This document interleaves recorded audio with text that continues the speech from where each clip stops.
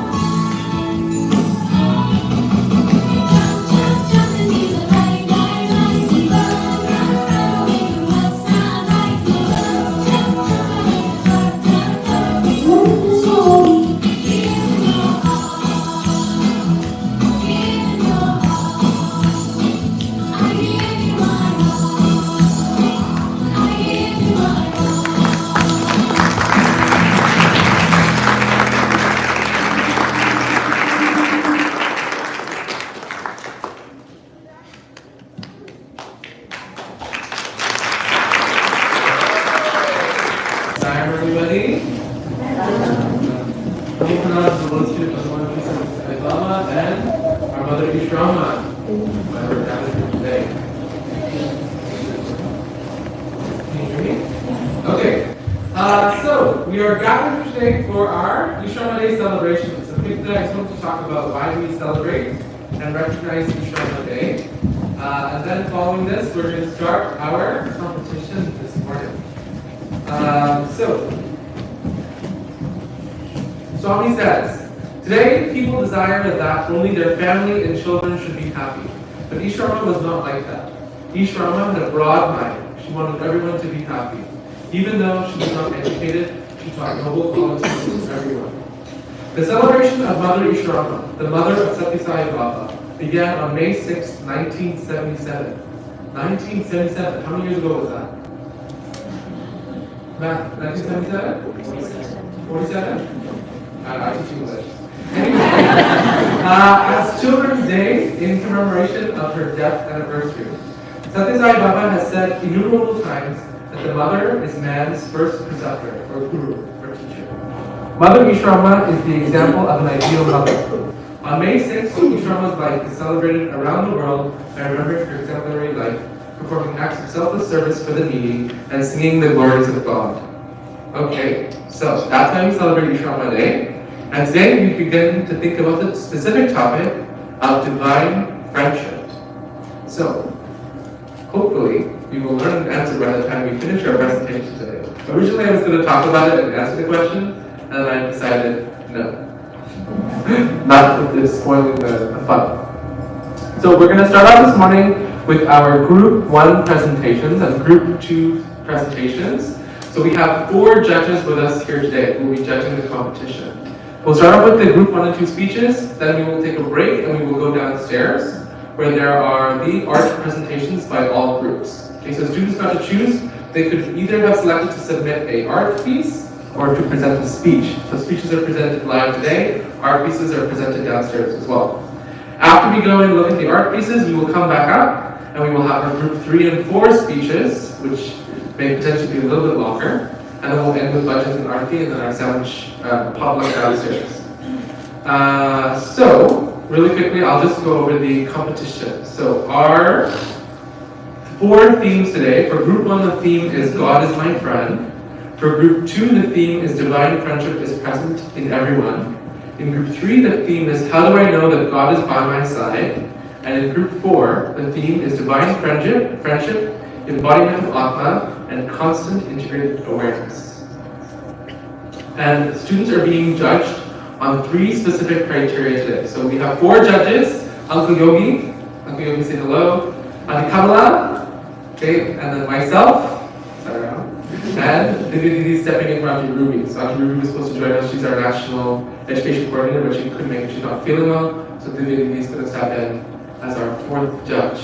Divya is what? Regional Youth, some of the title, right? Youth? National Youth?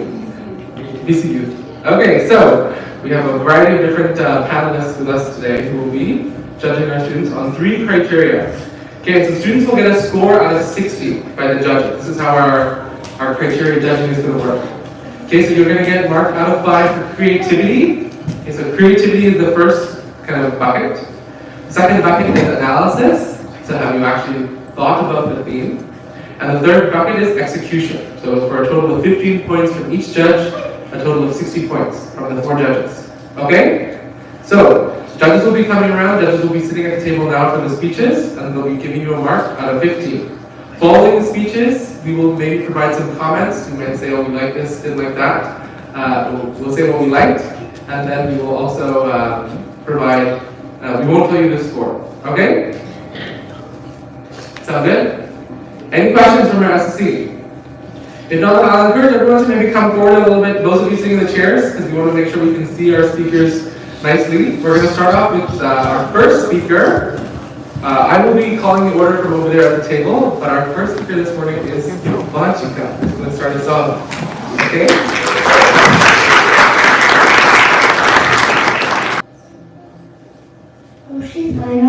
I humbly pronounce the lotus feet of Swami. Today, I want to talk about my friend God. God is my best friend who is always with me.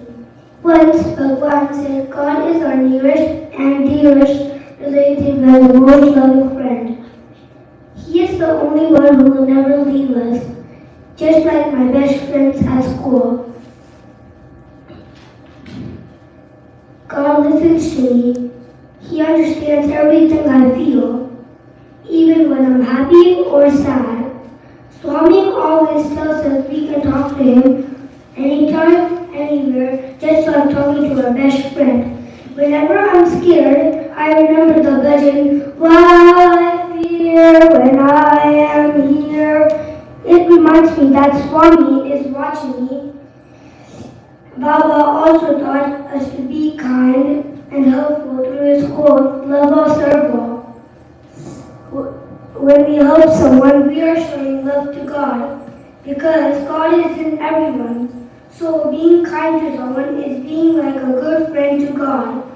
Even though I'm young, I know that having God as my friend is the best thing ever. He loves me, cares for me, and always there for me. Thank you. Sairam.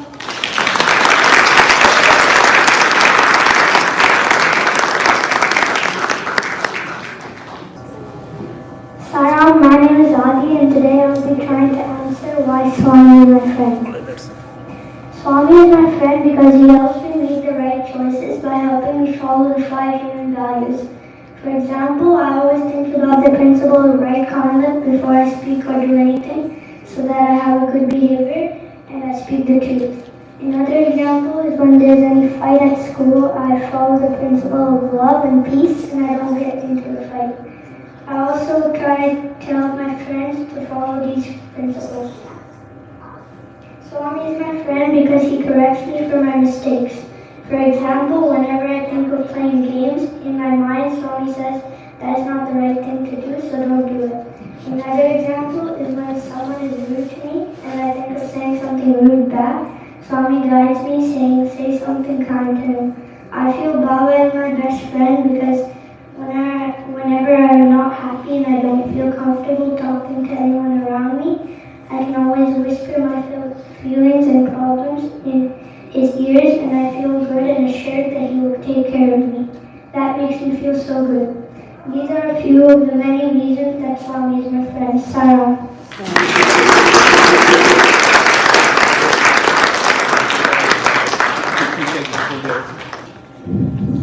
God is my best friend because he's in my inner heart. He helps me to think and gives me wisdom. He helps me when I'm in a situation and he helps me wakens my inner concern. Who can guide me better than him? So I consider him as my best friend. For example, he made this beautiful planet for us to live on. He made these animals, birds, vegetables and fruits, and this shows his love and care for us. Thank you.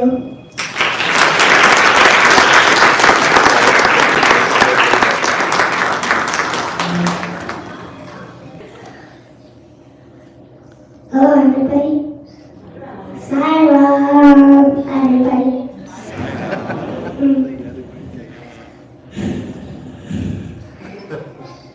Okay, Swami is my best friend because he answers all our questions.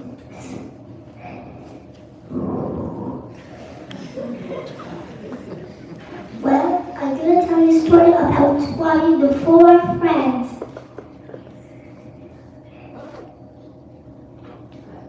I'm gonna tell you in 3, 2, 1. Okay, once upon a time, Swami 3 friends were going to school. And then the one little boy stops and said, "Oh no, I forgot my pencil." The boy said, "Okay." Then he went to his magic bushy tree to get a pencil and he got a eraser just in case if he makes a mistake. And the first little boy said, "Okay." Thank you. Then next, I'm gonna say about the apple now. Okay, so one of the 3 friends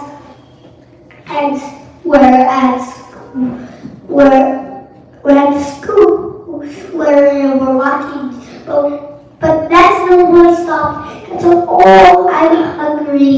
And then Swami said, "What do you want to eat?"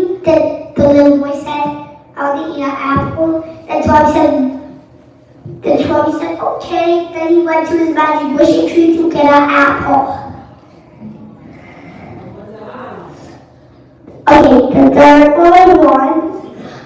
boy stopped and said, "Oh no, I forgot my ruler and pencil." Then Swami said, "Okay." Then he went to get his ruler, pencil, and eraser. Then the 4th boy said, "Oh no, I'm hungry." Then Swami said, "Okay." And he said, "What do you want to eat?" He said, "I want to eat a banana." The boy went to his magic bushy tree to get a banana. And that's the end.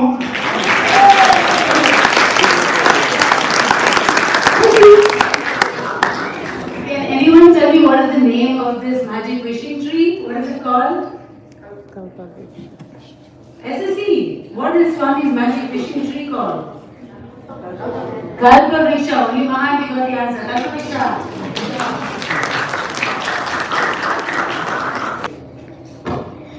Shri Saram. My name is Shivalka, and today I will be talking about divine friendship is present in all. I will be presenting a speech to our dearest Lord Shri Sathya Sai Baba and the respected judges and audience. Baba says that with God as a friend, we can be open and know that in that openness there is loyalty and an understanding of everything that is within our hearts. Though we have many other relationships with Him, He is always our friend. This brings lightness and easiness to all our relationships with God. Who is the good friend in this world? God is the only good friend. God alone loves you without even an iota of selfishness and self-interest. He doesn't expect anything in return. He doesn't take anything from anyone. He only gives and never takes. Friendship towards the Lord is one of the 9 forms of devotion. Every devotee must aspire to reach the stage of sneham, which means friendship. What is that friendship? It is an old friendship.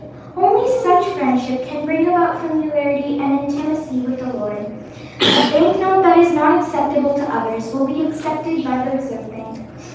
Only God can accept your salaried heart and replace it with a new one. Therefore, offer all your bad qualities to God and receive from Him all good qualities. Don't pass on your bad qualities to others. Baba says that a friend of God is a friend of all. Friendship with God teaches us and inspires us to be a true friend to others. What do you mean by that friendship? Baba says that it is not greeting each other by saying hello, hello. It is truly a kind of preparedness to work unitedly under all circumstances and in all positions. The parents, the siblings, the husband and the wife, all have a trace of selfishness when they love. Friendship should not be based on considerations of fear and favor. Well fenced it is being temporary, our friendships will also turn out to be of a considering nature. True friendship is beyond community, race, and nationality. True friendship knows no retaliation, no revenge, nothing. Friendship is beyond attack or counterattack. Friendship is forgiveness. Today we find 2 people are friends because of their business interests, or 2 people are friends because of their political interests. Baba says that that friendship is beyond this, and friendship should never be made for material gain. One can't be rough as a friend. If you go on speaking roughly, it is meaningless. Friendship is sensitive. Friendship is soft. You can't afford to be harsh towards your friend. Baba says if a person is adopting wrong ways, a true friend should not be afraid of pointing out his errors with the view of improving him. Sacred friendship is that which enables one to help others at all times and in all circumstances. To quote Swami, everyone goes on saying, hello, hello, hello, with hollowness inside. Hello outside, hollow inside. Baba says a friend in need is a friend indeed. Friendship is among equals. Love towards equals is called friendship. In friendship, one can't feel superior to the other person, nor can you feel inferior towards your friend. I was just reading a book series recently called Wings of Fire, in which 5 dragons are friends, even though they are from different tribes and those tribes are in war with each other. Those 5 dragons treat each other like brothers and sisters. Therefore, you should be friends with each other even though you guys are different age, different height, different interests. Friendship is among equals. Shri Saram.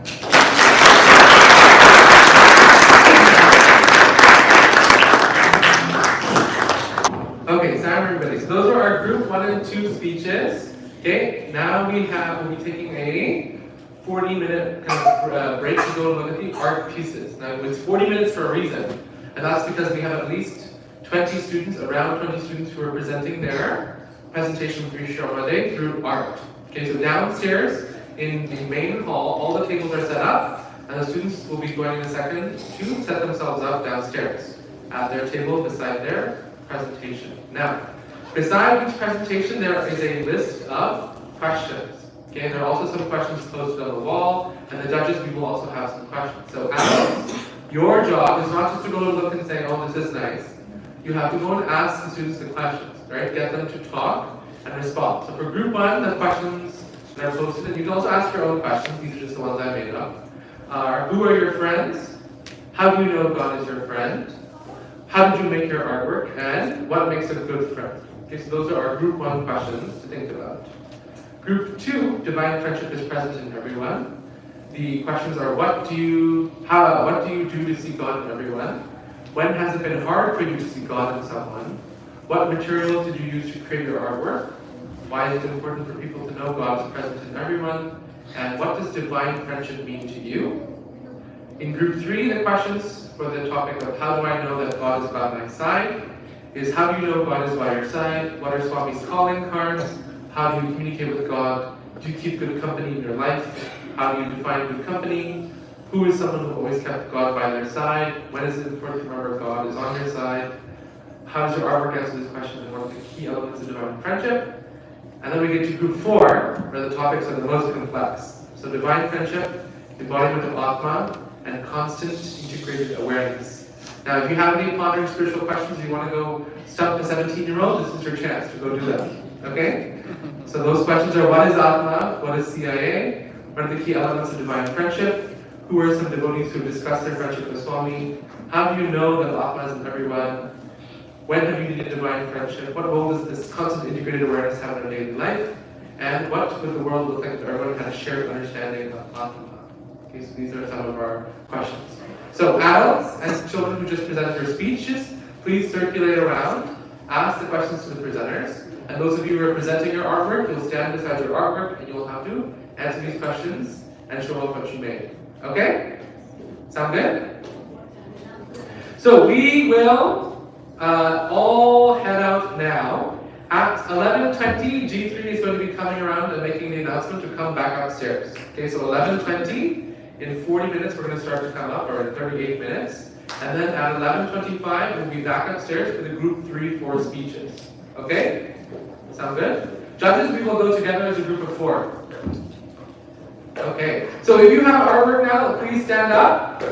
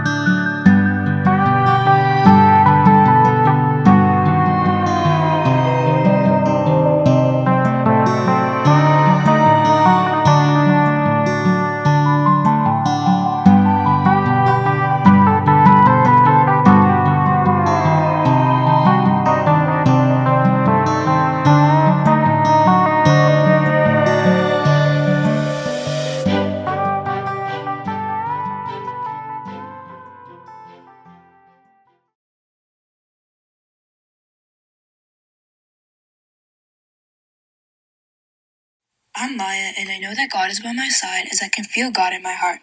I connect with God in multiple ways. First, through Namasmarna, which is chanting the divine name repetitively. I love Namasmarna as it can be chanted anytime, anywhere, and I know God is there listening. Another way I connect with Swami is through visualizing Swami in my presence, through meditation. The third way I connect with Swami is through the coin toss to help with decision making. Being in my heart, God knows what's best for me. As Swami says, not even a blade of grass would move without divine will. The fourth way I connect with Swami is through letters. Writing letters helps us think about Swami and speak to Swami and ask questions. During this process, we get a sense of relief and a reminder that God is there to help us. Another way I communicate with Swami is through the prayer of surrender. This prayer is a great reminder that Swami is the doer and we're his instruments. Everything happens according to the will of God. Most importantly, it reminds us to let go and move away from your past, and to focus on the present. As I can feel, experience, and communicate with God, I know that God is by my side. One day, Maya was walking back home from the temple, chanting the Sai Gayatri. Little did she know, she was about to encounter a little girl climbing up a tree to catch her monkey. The branch began to chip off, and it became unstable. However, Maya didn't realize that she hadn't walked past the girl on the branch. Yet the girl kept chanting, but as soon as she found out,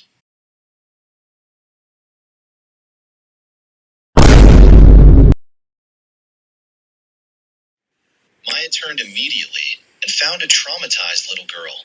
Luckily, she was safe, and she was standing. However, this could have resulted into some serious injuries, but she was fine.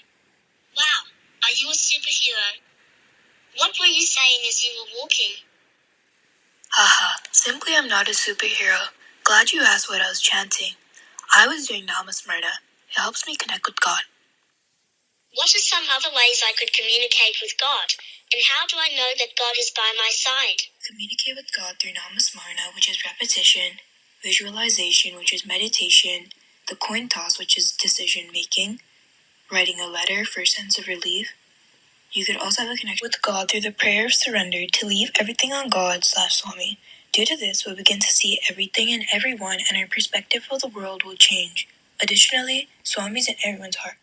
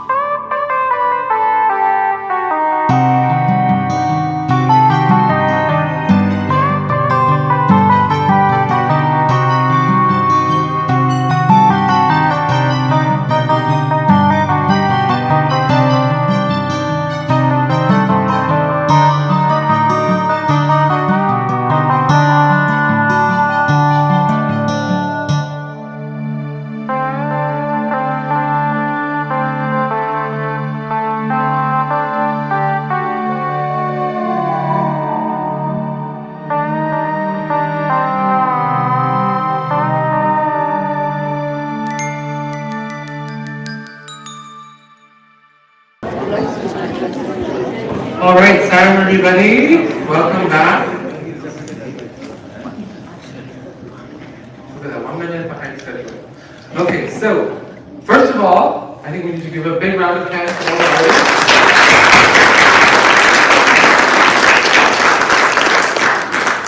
There was a wide variety of projects, ranging from a video, very entertaining video that we went to watch, and then a whole variety of paintings and drawings and other artwork, which I'm sure took lots of time and effort to create. So again, thank you to all of our participants. We will now be moving to our senior speeches. So, as a reminder, the topic for Group 3 is How Do I Know That God Is By My Side? And the topic for Group 4 is Divine Friendship, Embodiment of Atma, and Constant Integrated Awareness. For our criteria, we're looking for your creativity. So, is your speech use creative techniques to draw out the listeners in? Analysis, does it answer the prompt in a way that is constructive and critical? And does execution, is the speech delivered in a effective and professional way? I offer my most humble and devoted regards to the lotus feet of Bhagavan Sri Sakti Sai Baba. Salam to you all, respected elders, revered parents, and dear Sai brothers and sisters. As I stand here today, I'm reminded of an incident way back when in grade 6, when I made my first speech towards a larger audience. Even though that's opposed to the larger audience, with only 23 other kids in my grade 6 class, I was still overwhelmed and wasn't able to speak properly. Hopefully you can bear with me here now. I want to get into what I'm trying to talk about, which is my experience as a Swami. For another 5.5, I was familiar with the concept of going to a Sai Center, specifically the Seattle Eastside Center in Bellevue. Swami just sort of became a concept in my life along with Sai Center, and I was completely adapted to it and I just accepted it. I do remember the first time I went to the Sai Center, because I hadn't set up for budgets yet, and I just ran around the open gym laughing. As I said before, I was 5.5, and I think those are really good times. In our first budget session, my parents just had us, me and my older brother, sit in the budgets. We could think to the best of our little kid capabilities. They didn't get mad when we sang horribly off key, even though we did loads of times, although they did shut us up and made us stay quietly instead. If we were bored, they made us stay, develop a habit of sitting in one place. I can't really say that it worked. Life went on at Seattle Eastside Center. I grew older but still innocent and young. When I was around 7, I participated in an SSC program dance for Earth Day.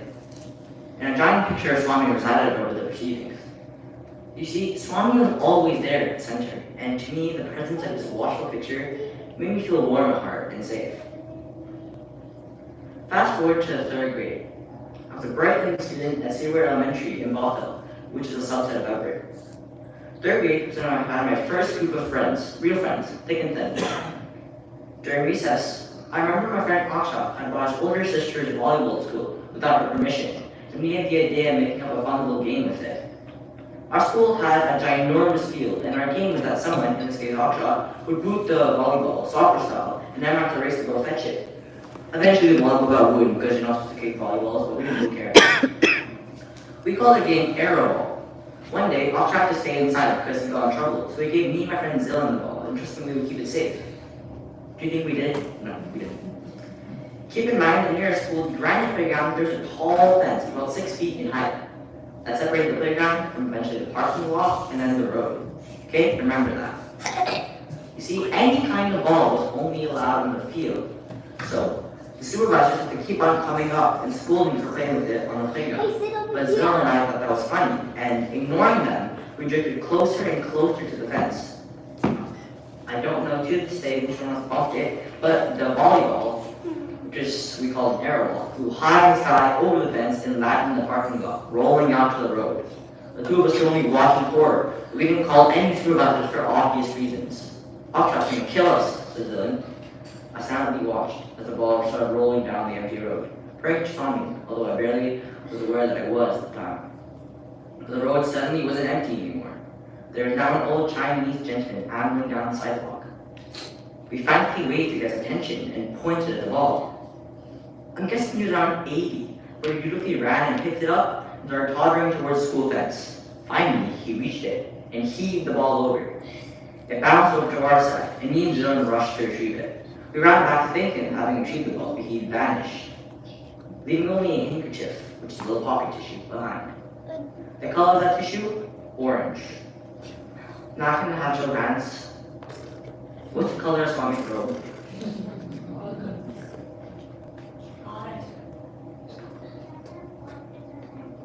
Mostly orange, right? So the color of that tissue is orange.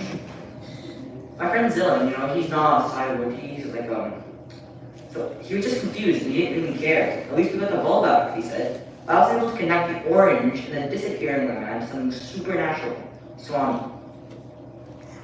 Another stranger incident is when I had a dream, and I don't really remember when, but I was walking in a huge forest, and suddenly I was in an open clearing with the Buddha statue. A fine mist started, and there were slow beats that came from the background. The statue opened its eyes, and they were large, a flash of pure white. My dream ended. My mom encouraged me telling her about these interesting and ethereal dreams, but I had no more. You see, I can't really think about the significance of this Buddha dream. But it was perhaps the way the Swami showed himself, in little small glimpses and different avatars. Before I get into this final incident, I'm going to introduce a little girl named Jessica. When she was 2 years old, she caught leukemia, which is a kind of blood cancer. Her family still used to go to the Psi Center, but her absence was obvious, and they're always sad and depressed. Okay. Finally, she recovered, and luckily she didn't catch COVID. In 2020, I remember something that happened during quarantine when I was in like grade 4 or something, maybe even grade 5. There I was, browsing Amazon with my mom, looking for things that could while away the boring hours of lockdown. I was still rather academically oriented back then, so we settled on a book, a workbook, Summer Brain Quest. While we purchased this, I had the sudden thought to buy a similar book for Jessica, and this thought was accompanied by a flash of Swami's divine form, which stayed in my mind. I saw it very clear, as if it was right there in front of my eyes. And so I couldn't ignore this, and I pestered my mom to buy it for her. She finally agreed. We sent the same book, except it was a lesser read, to Mom's friend Auntie Kanya, who was Rosika's mom. A couple of days after I had the ideas in the book, Rosika lost her first tooth. Inside all the blood, we recently got a panic because she didn't have blood cancer, and she began to cry. This was a couple of hours after the book came. Auntie Kami knew the book was coming, as my mom had previously told her, and she kept it in a secluded place in the house. She now gave it to Rosika, and she calmed down. The chocolates helped her feel better as well. Yeah, we packed in chocolates. I feel as though Swami was trying to tell me that Rosika would be in trouble, and wanted me to give her the book to help her feel better. Rosika herself has had a fair share of journeys with her Babaji, and she finally called Swami. How sweet is the love of Bhagwan as a friend. I kept you all long enough. I wanted to actually answer the question that was buried in Group 3's. How do we know that God is by our sides? For me, this is a tough one to answer, because they actually don't know whether Swami is there all the time. But as he says, he is there everywhere, omnipresent as always. The mere presence is pictured in your house. And not even there, but in your mind, enough for you to carry on with your daily tasks, with his blessings. Just think about that. Sayonara, thanks for listening.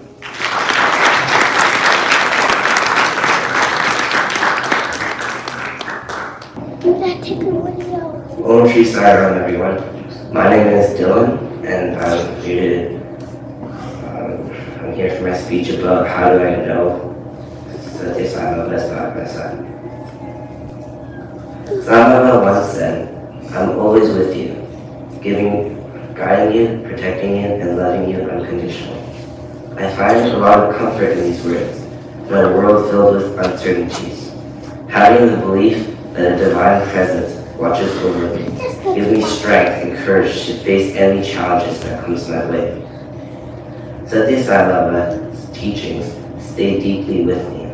His message of love, compassion, and selflessness inspires me to be a better person each day. He said, "Love all, serve all, help ever, hurt never." These words remind me to always give a helping hand to those in need and treat everyone with kindness and respect. Satya Sai Baba teaches us the importance of inner peace and happiness. He said, the end of wisdom is freedom, the end of culture is perfection, the end of knowledge is love, the end of education is character. These words remind me that the true happiness comes from within, and using these values such as love and compassion, I can reach true happiness in life. Let's be real. Life isn't all TikToks and good hair days. Bad things happen, and sometimes the weight of it can feel unbearable. Sai Baba's teachings about faith are my lifeline. It's not blind optimism, it's deeper. It's the belief that there's a plan somewhere in this mess, even when I can't see it.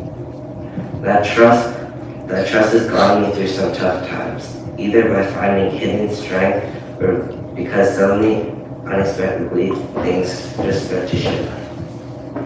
Then there are those little coincidences that always makes me pause. The perfectly timed advice, the impossible problem solving itself, finding something when I thought it was gone. Sai Baba called these miracles, and they're subtle reminders of the divine connection, that feeling I'm not alone in this. In conclusion, Satya Sai Baba is not just a spiritual leader to me, but a constant source of guidance, inspiration, and love. His teachings have guided me on a spiritual journey. Thank you for listening.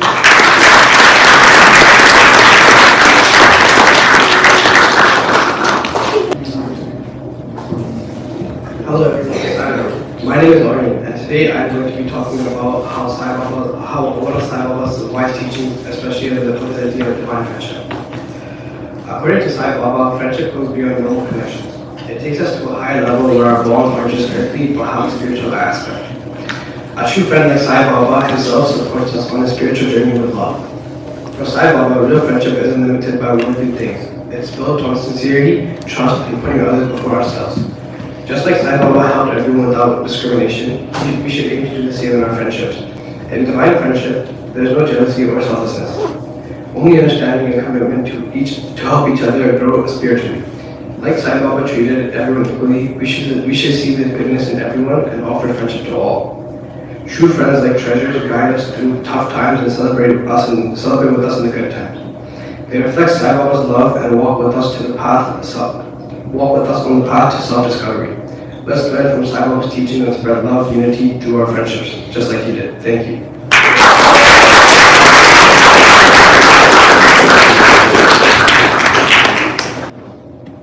Om Shri Saram. I would like to start by offering my pranams at the lotus feet of our beloved Bhagwan Sri Satya Sai Baba and Mother Easwaramma. Saram, respected elders, gurus, judges, and my fellow peers. My name is Devan, and today I stand before you to explore a topic that goes beyond the mundane and touches upon the essence of our existence, divine friendship. In a world where relationships are often measured by tangible actions and shared experiences, the concept of divine friendship offers a unique perspective, one that encompasses the spiritual realm and the bond between humanity and the divine. What exactly is divine friendship, you may ask? At its core, divine friendship summarizes the relationship one shares with a higher power, often referred to as God or the universe. It's a connection that goes beyond the physical and transcends into the spiritual realm, where the soul finds solace in something greater than itself. Think of it as the ultimate friendship, where the friend is omnipotent, omnipresent, and omniscient. It's a friendship that knows no bounds, existing outside the constraints of time and space. In this divine companionship, there is no need for words, for the language of the heart speaks volumes. But how does one cultivate such a friendship with the divine? The journey begins with faith, a belief in something beyond this tangible world. It's about opening oneself to the possibility of a higher power, trusting in its guidance and wisdom. Just as we invest time and effort into nurturing human friendships, similarly, we must invest in our relationship with the divine. Divine friendship isn't without its challenges. Amidst the difficulties and hardships of life, it's easy to lose sight of the divine presence. Yet, it is during these moments of struggle that our faith is truly tested. It's a reminder that true friendship transcends the highs and lows of life, holding strong in the face of adversity. What sets divine friendship apart from other human bonds is its unconditional nature. Unlike human relationships that are often flawed by expectations and conditions, divine friendship is pure and flawless. It's a friendship that accepts us for who we are, offering unconditional love and support. But perhaps the most beautiful aspect of divine friendship is its ability to transcend death itself. While human friendships may be brief, divine friendships endure for eternity. It's a comforting thought, knowing that no matter what challenges we may face in this life, we are never truly alone. To cultivate this friendship with the divine, we must use powerful tools like prayer and meditation. Through these practices, we quiet the mind and open the heart to receive divine guidance. It's a deeply personal journey, one that requires patience, dedication, and above all, faith. As we come to an end, I'd like to leave you with this final message. Divine friendship does not have a destination or end goal, since the journey itself is so beautiful. It's a lifelong pursuit of deepening our connection with the divine and nurturing our souls. So let us embrace the beauty of divine friendship and cherish the bond we share with the divine, for in it lies the true essence of love, compassion, and eternal companionship. Thank you, and Sarah.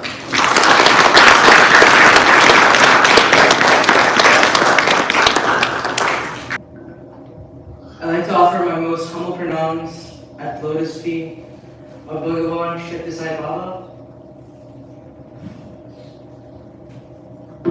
Respected elders, judges, and my fellow SSC peers, I'd like you to imagine this.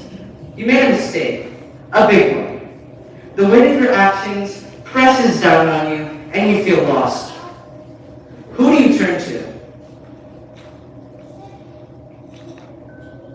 In life, we all need strong connections, reliable friends who offer support and a listening ear during difficult times. A powerful powerful example that came up when I was researching this topic was about a person who had so many, who done so many like dishonorable acts, and he went to 3 different friends for help. The first friend refused to get involved at all, refused to go to court with him. The second offered to go to court with him, but then he refused to stand in the witness box at all. The third friend, however, he told him that your problems are my problems, and I'll help you no matter what. I'm pretty sure we know what friend to pick out of all these 3 friends. The third friend readily offered their full help, demonstrating true loyalty and compassion. The story resonates because we all crave strong connections. But for many of us, there's a yearning for something even deeper. A sense of purpose and belonging that goes beyond our immediate circle. All of my life, my family has been in the fold of beloved Swami. His teachings on love, compassion, and peace resonated deeply within me. Initially, I saw him as a wise guide, a teacher offering valuable life lessons. However, as I continued on this spiritual path, something profound shifted. The teachings transcended mere intellectual understanding. They seeped into my heart and transformed my relationship with Satya Sai Baba. He became more than a guru. He became a constant source of strength and inspiration. The hero who embodied the ideals I aspired to. There are many paths to explore when it comes to spiritual connections. Some people find peace and meaning through prayer or meditation. Others connect with the divine through spending time in nature or acts of service. The important thing is to find what resonates with you. What makes you and what brings you a sense of peace and purpose. This journey of exploration is unique to each person. Now, let's revisit the topic of strong connection. What if there was a friend and hero who was always there for you no matter what? A friend who offered guidance and support throughout your life's journey, inspiring you to be your best self. This is the essence of a divine friendship. Hope is what drives us to be there for tomorrow. And hope is what makes us make tomorrow a better place, a better time. And divine friendships focus on building on this sense of hope and purpose throughout the path and journey. The path to a stronger divine friendship is a personal one. However, there will be moments of profound peace, clarity, and a deeper understanding of your place in the world. Embrace both the challenges and the moments of growth on this lifelong journey. By nurturing strong connections, both human and divine, we open ourselves up to a more richer and meaningful life. We find strength to navigate life's challenges with grace and compassion. This connection can guide our interactions with the world, fostering a sense of love and service to others. The strength of a divine friendship lies in its ability to enrich our lives at every stage. As we embark on this journey of exploration, remember that the destination is not as important as the path itself. Embrace the journey, the challenges, and the moments of growth that come with nurturing your unique connection with something bigger than yourself and fostering that sense of hope. Jai Shri Sharanam, and thank you.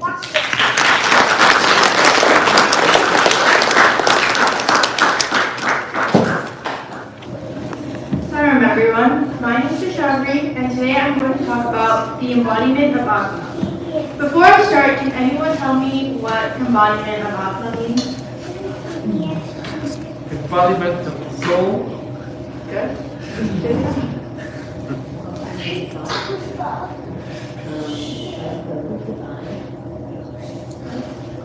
Anyone else? The concept of embodiment of Atma refers to the idea of Atma, also known as the soul. The embodiment of Atma shows a deep connection between the spiritual soul and the physical body. The only way Atma can be fully realized is through one's thoughts, actions, and being. Atma is not something you can see or touch, but it's a significant part of who you are. A way of understanding this is imagine that the soul is using the body as a vessel to live life, learn, and grow. It's not about the body itself, but about the Atma's adventure and what your Atma learns along the way. Swami says you are not the body, you are the embodiment of Atma. The physical body comes and goes. Atma is our true self beyond the physical. The embodiment of Atma in a physical form is seen as the opportunity for the soul to experience the world and eventually attain, as we like to call it, moksha. The embodiment of Atma is also connected to the concept of karma. Karma means the law of cause and effect. The Atma is believed to be a part of the Brahman and is also connected to all other beings.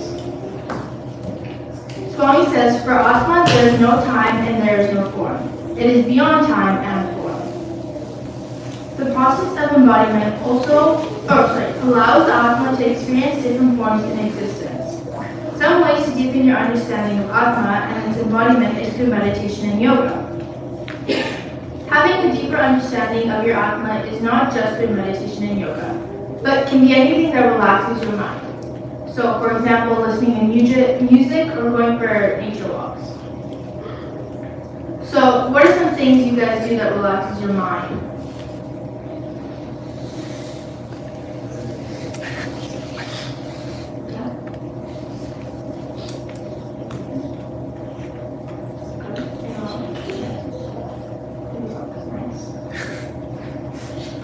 In conclusion, the embodiment of Atma teaches us that our true soul goes beyond our physical body. By recognizing this deeper connection to souls and to each other, we can attempt to live with compassion, kindness, and understanding. Saram and thank you.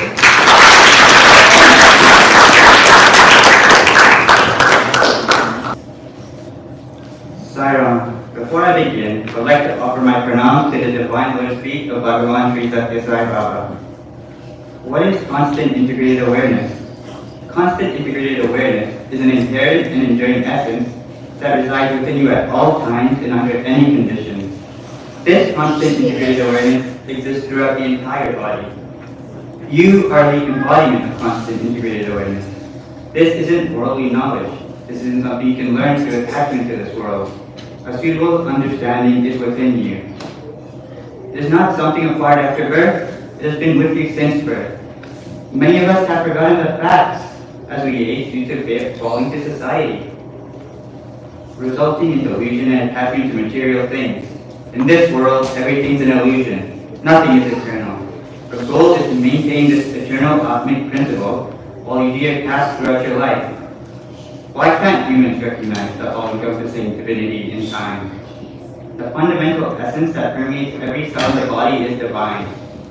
Constant integrated awareness is the basic principle that keeps our body working. Prajnanam Brahma is thought to be based on this.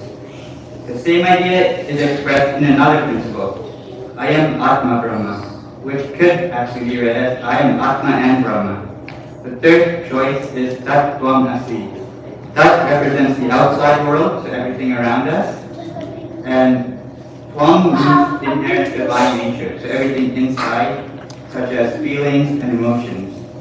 It indicates that the same divinity exists both inside and out. The outside is just a reflection of one's internal experiences. But why seek external reflections when reality can be found within? God makes no distinctions. Nobody has the authority to impose rules on him. He can do anything since he exists in and is everything. He has no master over him. People perceive God as a superior human being or life form. So first and foremost, You must comprehend the nature of a human being. All sacred scriptures describe God in a human form. But it does not mean God only has a human form. God has no distinct shape. People associate God with a variety of forms. These shapes are solely in your imagination. This is not reality. How do you envision God, the source of the universe? The universe consists of 5 elements, as well as the human body. As a result, it is known as Vishwa, a whole and complete creation. The Vedas state that divinity is present in everything. Our physical appearance changes, but our souls will remain constant. Do not follow the body. Refrain from following your thoughts. Follow your conscience instead.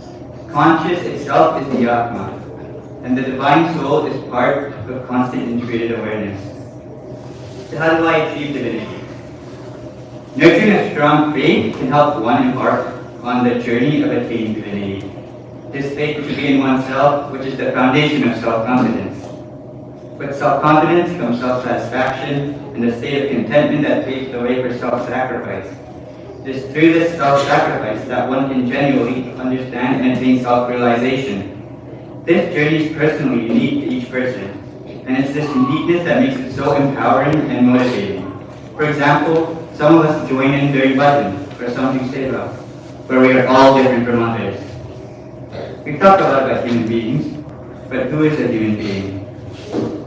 Who would better know than ourselves? We should be able to understand our own nature. Harmony refers to the alignment of thoughts, words, and deeds. Why worry when you are always in God's presence? Sacred deeds will let you understand that God is no different from you. Help others, as Swami said in one of his most prominent quotes, help ever, hurt never. Selfless actions can sanctify all the body. However, practicing takes effort. Every action that we take is motivated by our self-interest. Self-interest is essential, but only in certain circumstances. As Swami said, man carries the sacred name, Manushi. When in reverse, it says cinema. Today, man has evolved into a cinema Manushi, which means one who lives an artificial life. The world needs to be more organized and clear. Pain, misery, sin, and anger can be found everywhere. But where's peace? It's inside you. It's this self-interest and peace that we need, not our self-interest due to our egos. So how can I associate God with constant integrated awareness? The term Brahma represents vastness. The term Vishnu carries a similar meaning. God is the indication of vastness and broad-mindedness. However, to people with narrow minds, it appears to be slightly restricted. Internally, we could also think of it as a divine spark that we form within ourselves as it establishes for the connection between us and God. Some ways we could establish this connection would be by following the 9-point code of conduct through sadhana, such as meditation and prayer, which allows us to vasten the horizons of our mind and improve our words, thoughts, and deeds. So what's the outcome of constant integrated awareness? Why is it useful? Well, the results will be similar to how you feel. God is full of varied emotions. It's impossible for anyone. You have to understand God's will. Individuals who can't describe this divine will may lose sight of reality and face a lot of challenges. They're distracted by physical objects and ignore Prartha, or divinity. Take divinity as your main principle. Do not rely on the physical world. However, performing well in this life drama would be ideal. So basically follow your daily duties, but don't forget the sight of your true goal. You can keep a mental representation of the world. If you firmly believe in God, you'll notice divinity everywhere. Every picture of God is founded on human imagination and creativity. Like, for example, God is depicted with 4 hands, holding a conch, discus, mace, and lotus. But what is the inner meaning of these 4 things? Shankha, or the conch, denotes sound. The discus represents Sudarshana Chakra, which is the wheel of time. Gada, the mace, represents power. And Padma, the lotus, represents the heart. The image of God holding these emblems highlight his mastery over his actions, and the human form is God's most significant manifestation, but we have been given the ability to master these as well. Constant integrated awareness is our control of all these aspects, where in the end, we come to the self-realization that we are God. So in conclusion, constant integrated awareness is fundamentally the timeless idea of ultimately knowing who you are inside. Humanity's limited understanding prevents recognizing God in time, which includes past, present, future. Unwavering faith is required for divinity, which leads to self-realization via detachment, sacrifice, surrender, and confidence. Accepting God's limitless characters, represented by Brahma, requires overcoming ego. The journey's climax reflects on personal perception and emphasizing harmony and selflessness. Humanity can achieve inner peace in chaos of the outside world, resulting in fulfillment and true understanding. Constant integrated awareness is like an endless lighthouse, guiding us to self-awareness and oneness with God. Sayonara.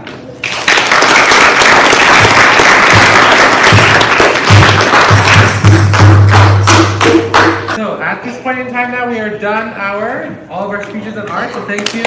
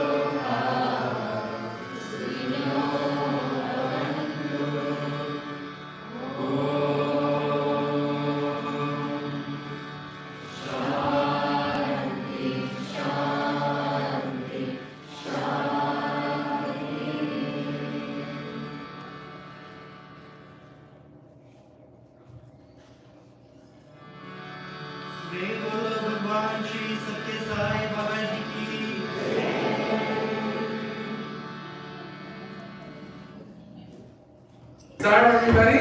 Okay, so we're gonna try and wrap up in time for lunch. Okay, so first of all, I want to say a couple of thank yous. Thank you to our judges for joining us today. Okay, we also want to thank the gurus, of course, for helping.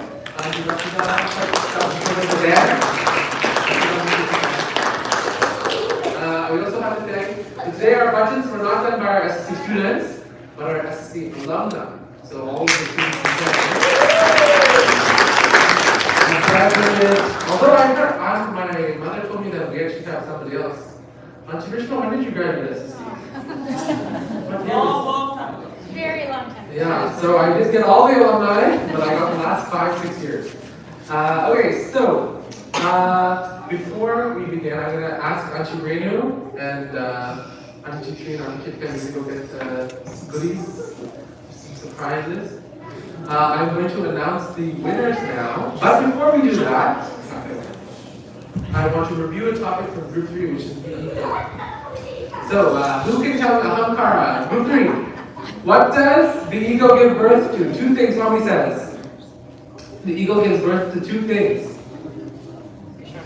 Come on, we did this the last 2 weeks. Desire and impulse. Desire and impulse. Okay, so the ego, Tommy says the ego has two children. Desire, attachment or attraction, and impulse. What's desire?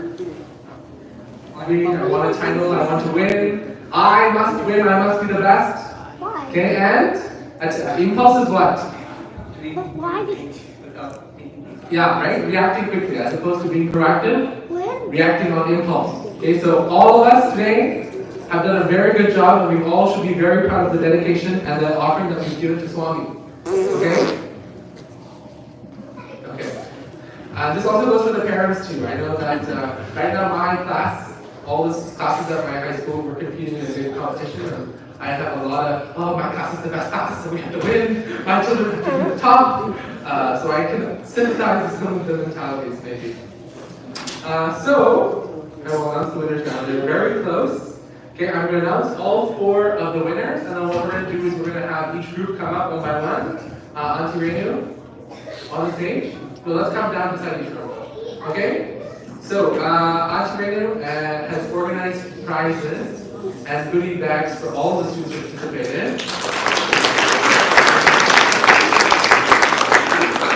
Okay. So, our group 1 by 1 point. Point is very close. Is Vanchka.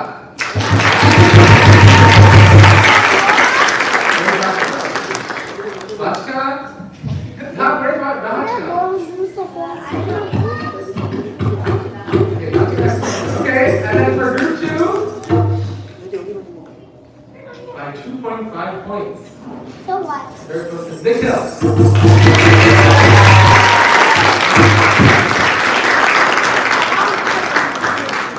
Okay, now our group 3 winner by 0.5 of a point. This is all Dimiti's fault for putting 0.5. By 0.5 of a point is Kanisha.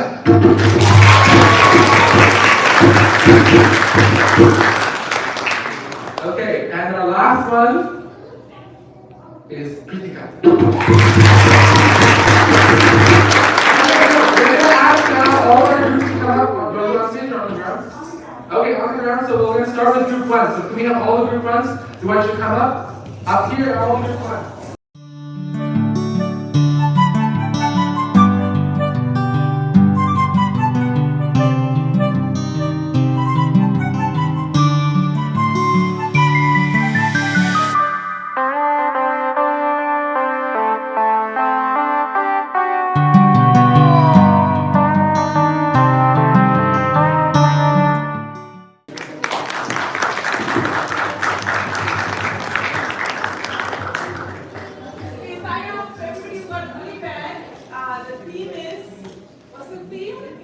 Developing their divine friendship, right? So everybody has a form of a book, journal, some pen, some stuff to write to God on a daily basis, whichever way you want to connect to God.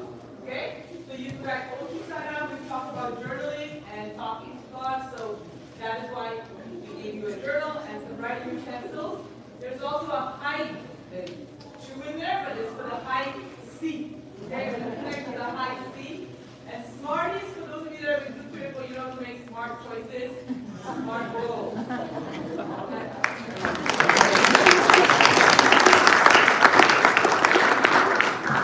Alright, so we're going to end now. We have a quick announcement from 2 of our students. But before that, again, thank you to everybody who helped with the sandwich table this morning. Thank you to Auntie Renita for helping organize and coming early, 8:30 sandwich seva. Thank you to Uncle for running the audio in the back. Hi, Uncle.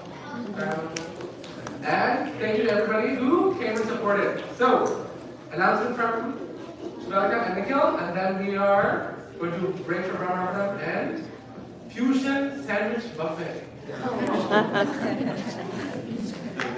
Hi, everybody. Meet the ultimate hero, the mother.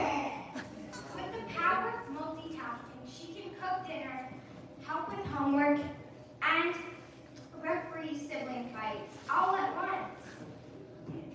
And her superhuman strength can carry a car off the road, or at least a heavy type of bag. Her X-ray vision can see through messes and locate lost items in seconds. And her super speed can get from the kitchen to the playground in record time, or at least before the kids start fighting. But her greatest power is celebrations? Well, most of the time. So let's celebrate the superhero mom on Mother's Day. Please join us with your mom next Sunday, May 12th, for our Mother's Day celebrations at the Vancouver Science Center. Thank you. You may applause now.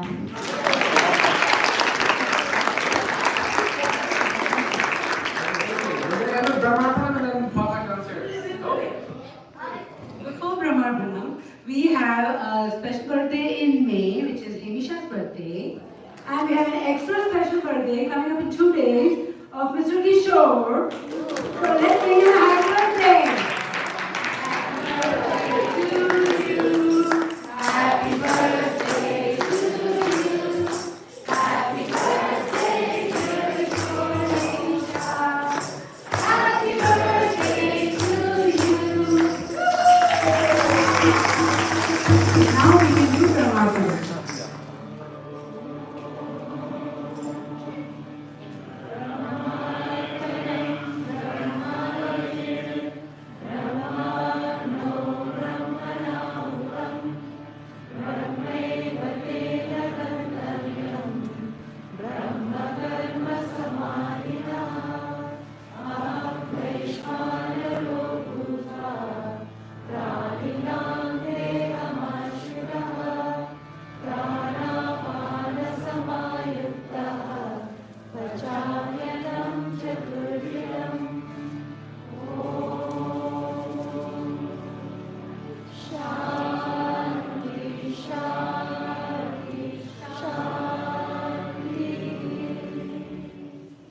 So everybody see you next Sunday. And as a reminder, please don't eat on the second and third floors. Do not feed the mice. Keep it on the first floor. Keep it clean. Bye, guys.